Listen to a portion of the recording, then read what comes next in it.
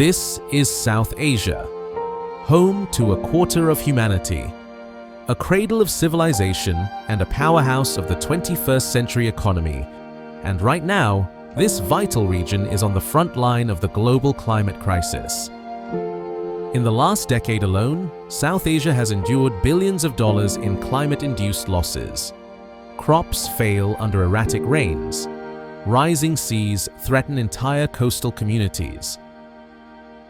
In 2023, Asia-Pacific disaster losses reached $65 billion, and in 2024 alone, 167 climate-related events caused over $32 billion in damage across the region. Meeting South Asia's adaptation and mitigation needs, estimated at $1.76 trillion by 2030, requires roughly $200 billion annually. Yet the region currently secures only $1.25 billion per year, less than 1% of what is needed.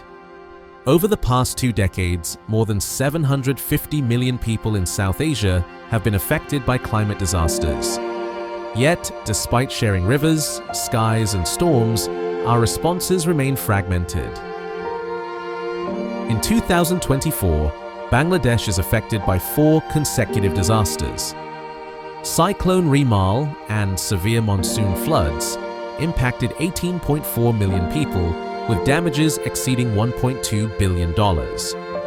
A UN appeal for $134 million in aid was only partially met by this country. Despite sharing rivers, skies, and storms, South Asian countries often respond in isolation. Experts argue that fragmented efforts limit impact and leave vulnerable communities behind. Without a coordinated, long-term mechanism, the region risks facing the same tragedies again and again. The current system of global climate finance is too slow, too fragmented, and too often it fails to reach the communities that need it most.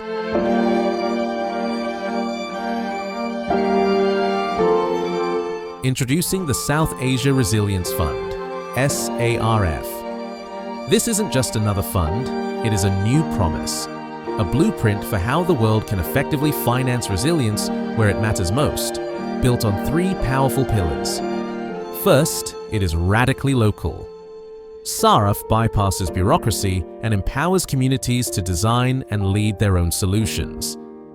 Second, it is an engine for innovation. Through dedicated innovation hubs, SARF connects entrepreneurs, scientists, and communities to develop and scale up the next generation of climate technology. And third, it is built on absolute trust. An independent impact and integrity unit ensures every dollar is used effectively and transparently, creating a new standard of accountability to build confidence with donors and partners. Regional funding window is really important, so that directly funding can be mobilized for like $1 million fund directly to the community, and particularly focus on the community resilience rather than so-called macro infrastructures. And globally, the financial architecture should have focus on that. No more funding for any sort of concrete-based or any certain anti-nature-based any investment in infrastructures. This isn't just a solution for South Asia. It is a replicable, scalable model for the world. More than a fund, SARF is a shared promise to protect lives, secure livelihoods, and build a sustainable future for South Asia. With SARF, we can turn vulnerability into strength and crisis into opportunity.